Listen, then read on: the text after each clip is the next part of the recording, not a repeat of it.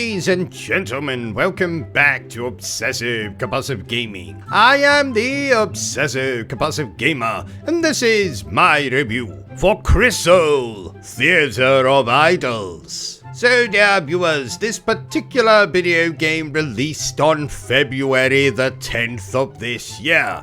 And just like that beautiful bearded bastard Barry Burton, you're probably wondering, what is this?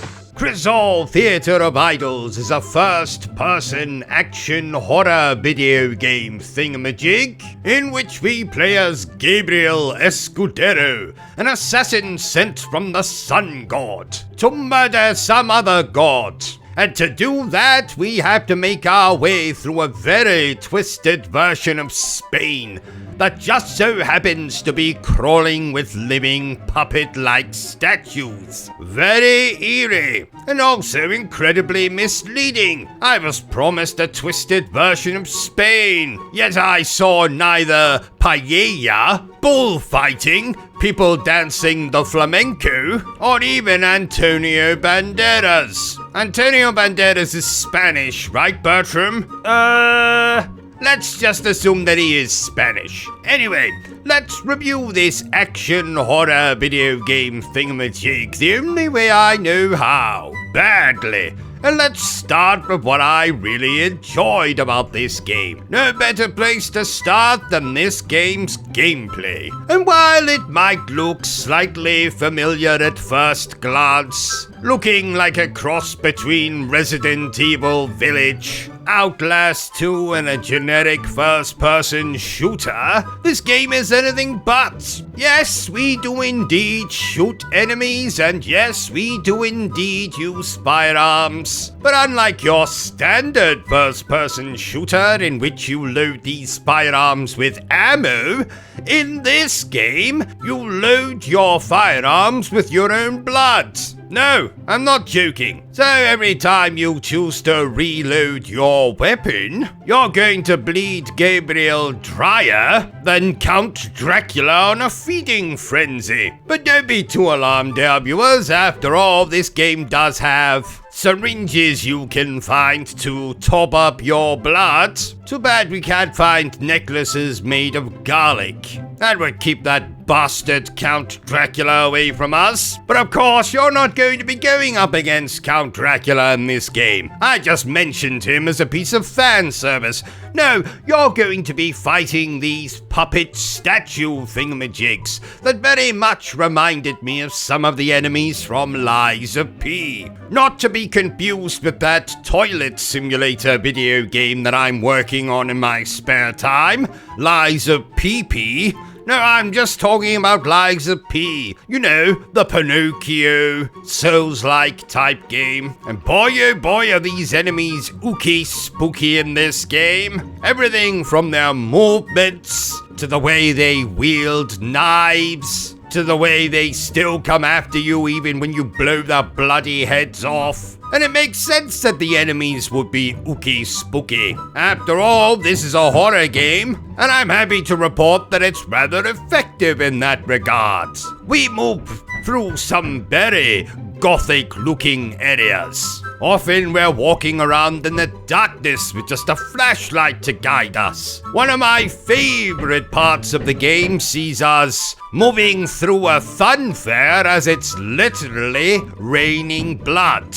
I much prefer it when it rains men, but I'll take blood as a good second place. For being an indie game, this is quite the looker, and has more blood than you'd find in the bathroom after Carrie's taken a bloody shower. Plenty of jump scares too, if you're into that kind of thing. But don't worry, dear viewers, the gameplay isn't all scare tactics and bloody shenanigans. There's plenty of shooting to be done. You'll get access to a kind of pistol, a shotgun, eventually a machine gun type thing, and some other weapons that I won't spoil here. When you're not blowing enemies, I mean blowing enemies apart, of course you're going to be participating in the usual horror video game fare, making your way through spooky areas and of course solving puzzles. And the puzzles in this game are rather tricky, I must say. But thankfully the game's been out for a while, so if you find yourself struggling or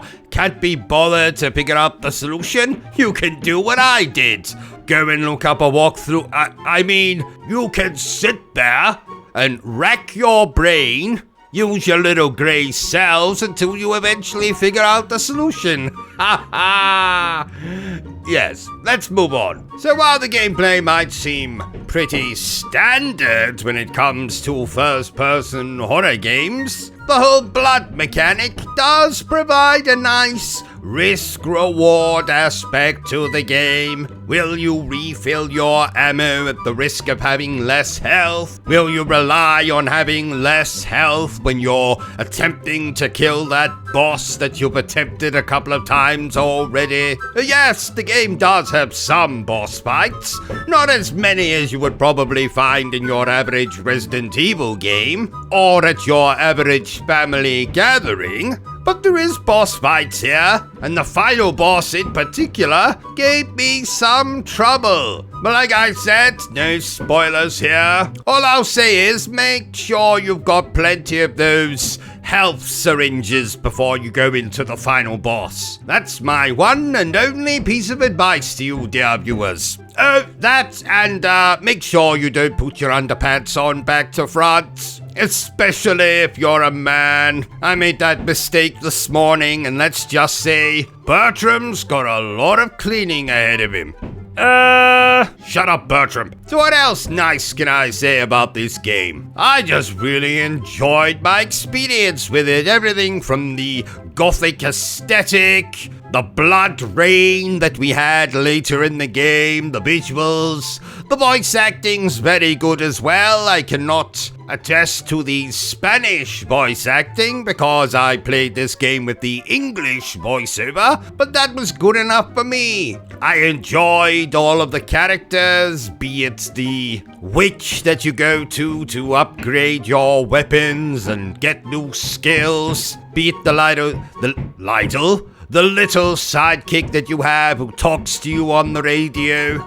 And I've seen other reviewers call this character particularly annoying. But as someone who finds himself to be particularly... What is wrong with me? I can barely speak today.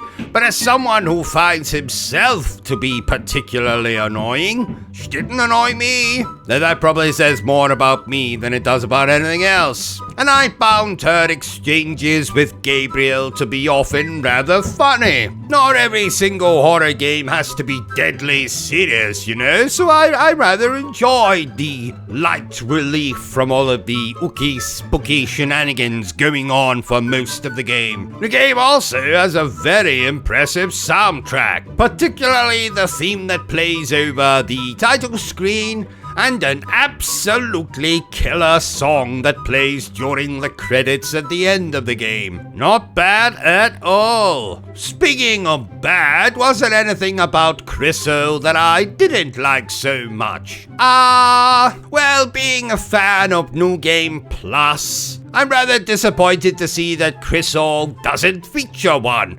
especially given some of the weapons that we obtain towards the end of the game that I think would be an absolute blast to go through the game again with them. You know, a little power fantasy, a little reward for getting through that bloody bastard of a final boss. But apart from that, I really enjoyed my time with CRISOL. In fact, I'm cursing for myself for having not played it at launch and waiting this long.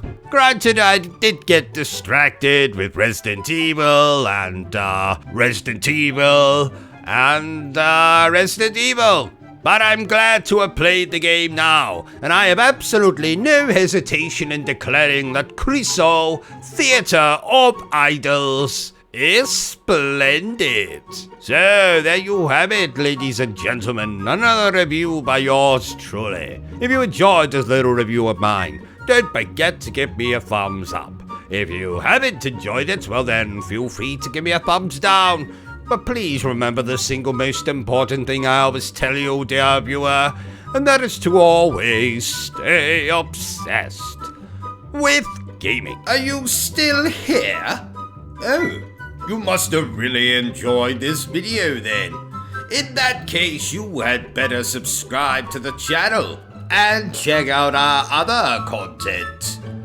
Otherwise, you're a booby pants, and no one wants to be a booby pants.